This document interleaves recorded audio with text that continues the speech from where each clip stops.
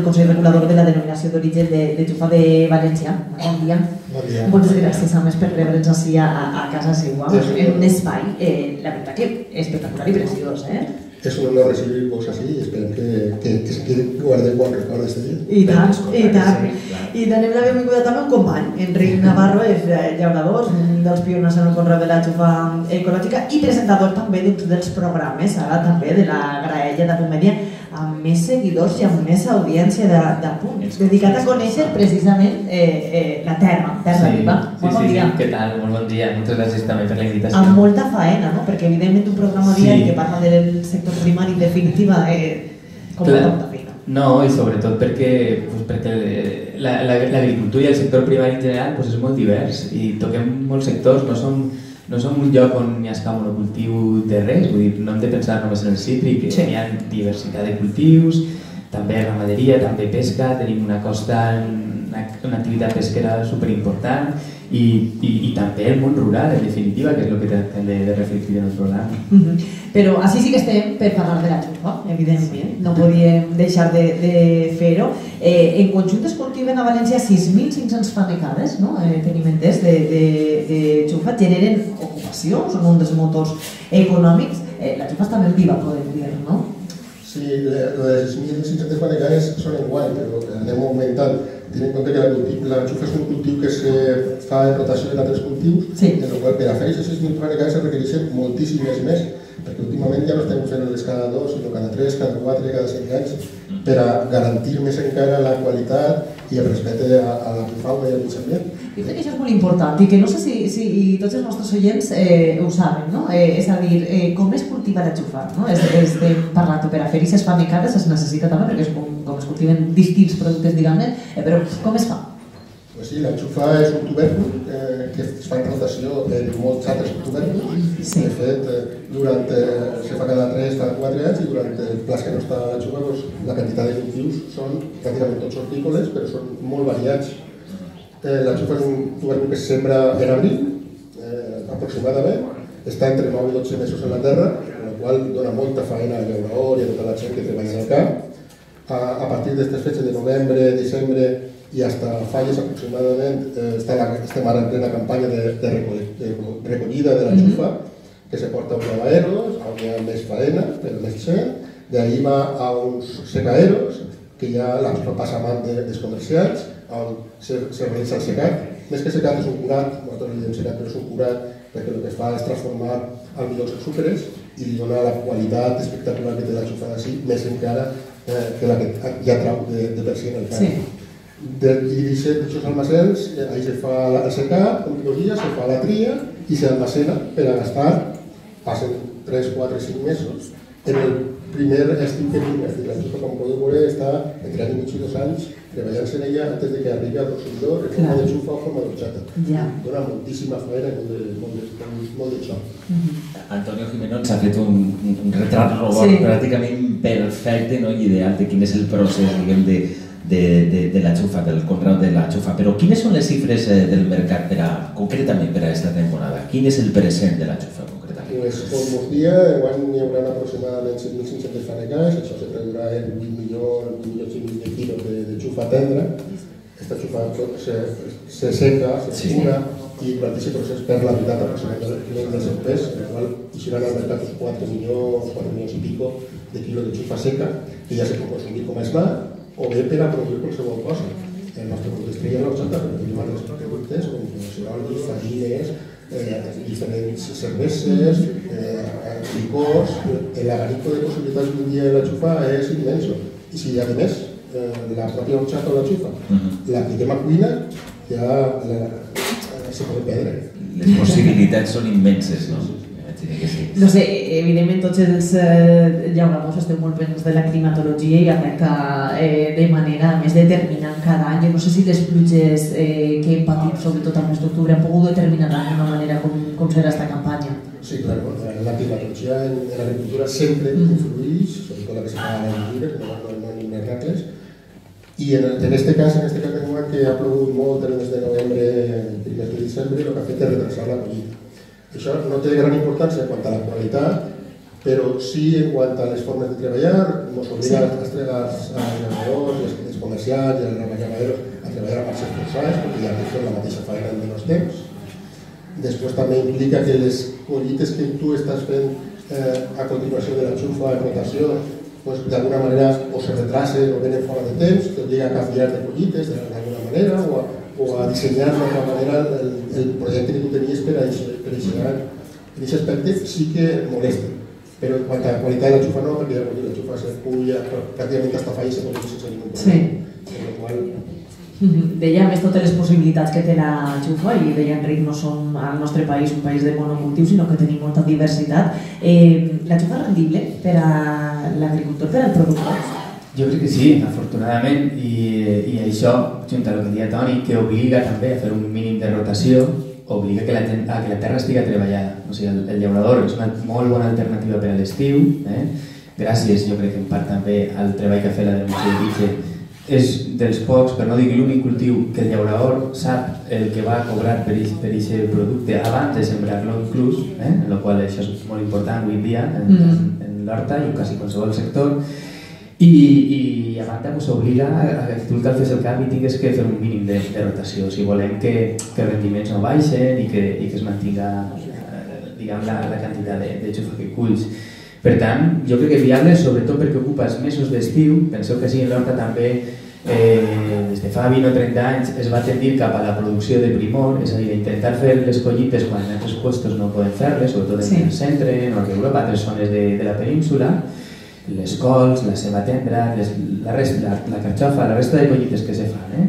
I això, diguem que els mesos d'estiu hi ha producció en totes bandes i la xufa ocupa precisament aquests mesos i això és important també, tant per a la gent que fa producció convencional com per a la gent que fa producció ecològica, perquè la producció ecològica també se'n va a l'exportació.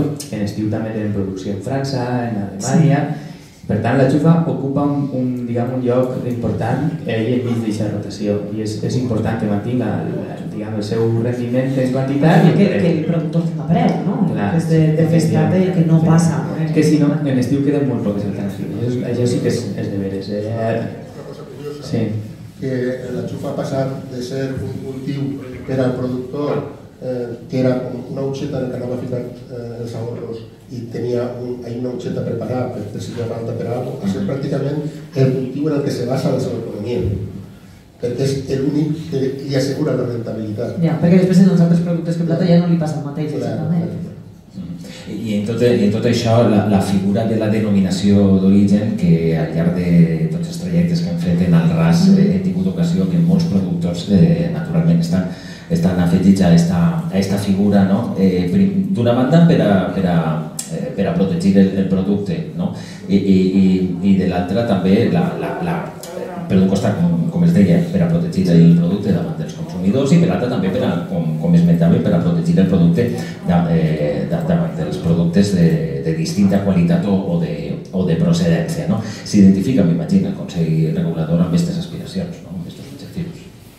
Sí, al final, ja que tenim en compte que el Consell Regulador no és només que una entitat en la que els que s'adhieren a ella, el Consell certifica l'origen del seu producte i alhora vela per una qualitat mínima que faci que aquest producte se desenvolupi. En aquest sector, la veritat és que el Consell Regulador està assumint funcions que molts viatges tampoc li corresponderien, com és la promoció, que això podria ser de les empreses, però com és un sector xicotet, sí que assumim aquesta funció i fem molts viatges que la investigació, la promoció, tot aquest tipus d'aspectes passen per el Consell Regulador, per a que valga per a tots, per a que, com són moltes empreses xicotetes, tots se puguin beneficiar de tot. És important també el paper de la denominació d'origen com a taula on es centra tot el sector, perquè ahí estan els llauradors, però estan també els llavors, estan també el comerç, està la indústria, estan els artesans.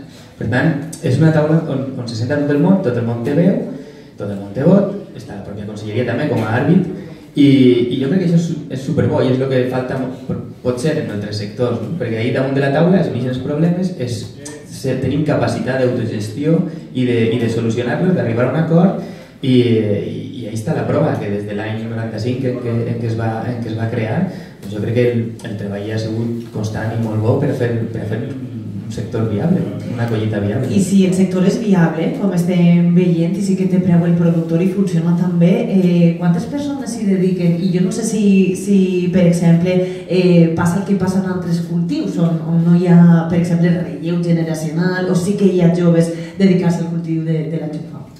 Home, hi ha molt menys del que voldríem. Hi ha algun jove, però la veritat és que fa falta molt de relleu generacional en tota l'agricultura i també en aquest sector. I després hi ha els elaboradors, hi ha una sèrie d'empreses grans, però hi ha moltes xicotetes horxateries que ja són pràcticament incomptables. Uns anys són més, altres són més, però el dia les dosis lliures, és a dir, el que vol. Sí. És una cosa que sí, que és lliure, i quan uno s'adhereix té una sèrie de drets, i quan no va per lliure. I al final el que serveix per a que el consumidor, si té el segon lloc de la DEO, s'assegura d'una sèrie de coses, en aquest cas la procedència de la xufa i la qualitat, i si no la té, tindrà que confiar en l'empresa de la que està tocant. En aquest cas, jo crec que la denominació d'origen, a banda, està més justificada que mai. En el cas de la xufa, jo crec que al principi de crear aquestes denominacions d'origen és que tenia més raó d'existir que mai. Perquè és un cultiu que pràcticament només existeix en l'Horta Nord, ara agrupat de 9 pobles, és de veres que han anat ampliant-se la superfície, ara són de 9 pobles, i hi ha un factor diferencial que és la qualitat, que és molt important. Jo quan vaig començar fent xufes, me'n recordo la segona universitat d'estiu de l'Horta, que la farem precisament així, en Alboraya, després de la de la Punta, i li ho comentava en aquell moment al gerent, al germà, dic, s'han de centrar en la qualitat, que això és important, i com hi ha un factor diferencial que és el procés de secat i curat, que això no ho sap molta gent quan paga una horxata no sap, no s'imagina la quantitat de faena que hi ha darrere. I aquest procés és clau per obtenir després la qualitat i el que nosaltres volem trobar quan ens prenem un got d'horxata. Esteu anant a un assumpte clau que jo no sé si també molts dels nostres oients controlen, és que molta de la horxata que compren, que consumissen pensant que s'enxufa amb denominació d'origen o enxufada així, pot ser no ho siga i pot ser xufa de procedència africana. Jo no sé quin percentatge hi ha més o menys d'horxata que siga feta d'ací, perquè la xufa que fem sabem que és limitada i que no pot fer les quantitats de litres d'horxata que es consumís després tot l'any. Sí, a veure, nosaltres tenim diferents sectors de la pròpia elaboració de l'horxata, són els artesans, també els industrials. En el cas dels artesans és en la gran majoria, també hi ha alguna excepció, però és la gran majoria, i en el cas dels industrials sí que és de veres que la cosa està un poc més repartida. També és de veres que la gran majoria o bé utilitzen xufes de València o bé utilitzen alguna mescla. El problema de la DEO és que quan hi ha una mescla no pot certificar el producte. Una mescla entre xufa feta d'ací i africana. La DEO sola garantitza que s'usa únicament xufa de València.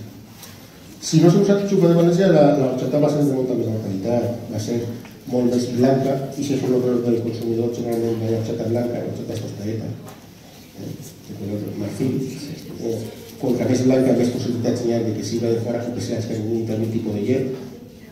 També s'ha fet llet, no ho sabia jo que s'havia fet. Per fer-la industrial, i això és un problema que tenim en el celíaco sobretot, se té que añadir una proteïna de llet per a fer el procés tèrmic, per a que l'almidó no se qualli, per a que tècnicament sigui viable.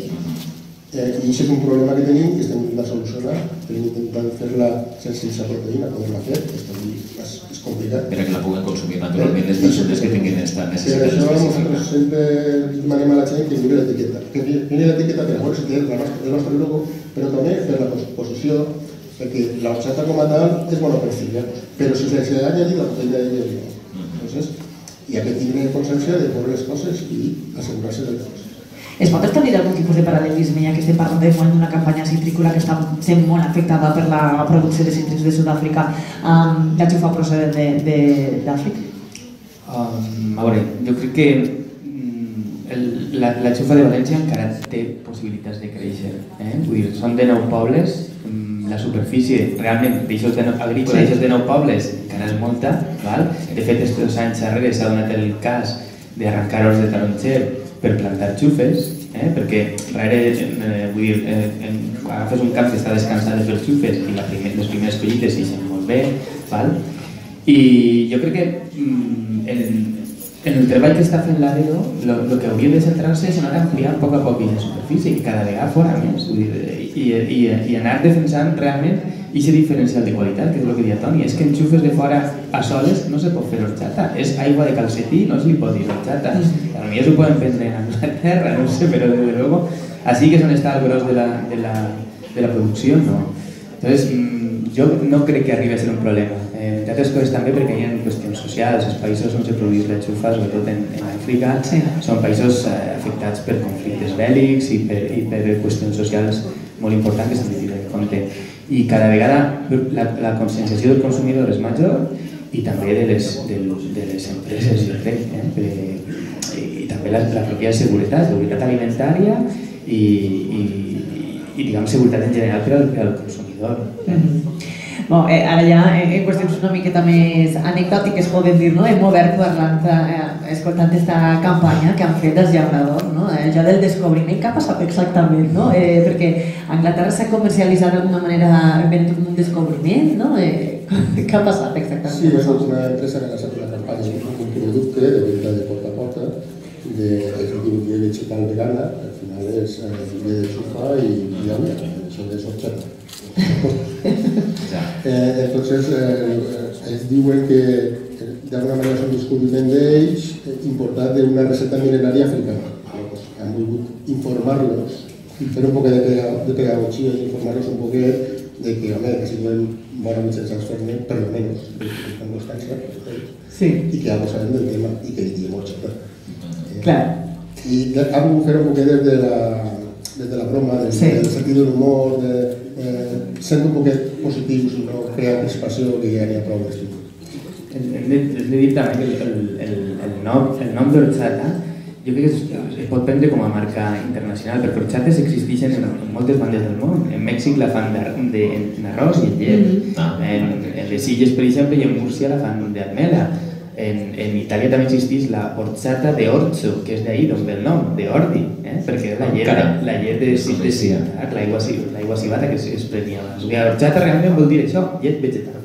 Per tant, jo crec que podem aprofitar que això quasi és una marca internacional que es reconeix en molts àmbits i intentar popularitzar la nostra recepta, que és l'horchata de xufes, la que fem sempre. Una oportunitat per a distingir-se. És a dir, que podria servir aquesta campanya també per pegar-li la volta d'alguna manera i treure profit, no? Encara que de la xufa que es produeix així i n'hi ha tanta demanda per a fer horchata, encara que ja ho hem dit, pot fer-se fins i tot cervesa o tindre aplicacions al final gastronòmiques, però es queda pràcticament tot així, l'estat espanyol. A veure, la horchata havia sigut un producte tradicionalment vinculat inclús a València. Ho diré, als anys 30, sobretot, a Madrid, a Mercadets, a Madrid, a Barcelona, i últimament estava implantat en quasi tot Espanya. Potser la zona menys, Galícia i Andalusia són les menys implicades, però en els supermercats ne pots trobar l'horchata. I últimament s'està popularitzant pràcticament en tot el món. L'exemple és l'Anglaterra. Però pots trobar horchateries en Àustria, pots trobar horchateries en Austràlia, se venen xufes en el supermercat de Japó. És dir, és un producte... Xufes, com a snack. Com a snack, molt bé, com a snack. Que te pots fer tu la pròpia horchata en casa o la pots consumir com a snack sense ningú problema. És un producte que gràcies a que d'alguna manera hem estat descobrint i d'alguna manera per els estudis científics que han fet demostrant totes les propietats que tradicionalment se li atribuïen són de veres i a més descobrint-ne moltes més, en tota Europa estava considerat ja com un superaliment. Això ha fet que n'hi hagi una demanda del producte per a moltes coses, com un aliment saludable, com una bebida refrescat, una bebida saludable. I que a més està molt de sabor, escolta, que estem parlant també de... I que ho ha reconegut la NASA i tot, que no estem parlant de... Una quantitat de mercats impressionants. Me'l faltaria simplement per arribar a aquest consumidor estranger, a aquest consumidor europeu, i és el problema del sucre. El sucre cada vegada està... Allò que era el conservant que tenia la nostra horchata, perquè el tindre tantes propietats també li agrada molt als microbis, i per tant el sucre té aquesta funció de conservant, però ara avui en dia, en les tècniques que tenim, hem de ser capaços de que també la normativa s'adeqüe i que puguem envasar una horchata sense sucre, legal, que siga legal dir-li horchata sense sucre, perquè fins ara no m'ha aconseguit adaptar aquesta normativa i poder arribar a aquests mercats. mercats, perquè és el que estan demandant precisament en l'exportació. Un producte sense cap tipus de sucre que no li fa falta, perquè la xufa és prou dolça i en el procés tèrmic de transformació d'aquest midó, el midó precisament es transforma en sucres naturals. Que té el mateix sabor dolcet, no? Estava dient Enric que és l'última reivindicació que duem ja pràcticament 7 anys rere d'ella, però com som un sector xicotet, doncs el Ministeri no els sembla sapés. Però esperem aconseguir-ho. Nosaltres també esperem que així siga i que ho aconseguis. Moltíssimes gràcies Antonio Gimeno i Enric Navarro per estar amb nosaltres. Un autèntic plaer. Moltes gràcies. Molt bon dia.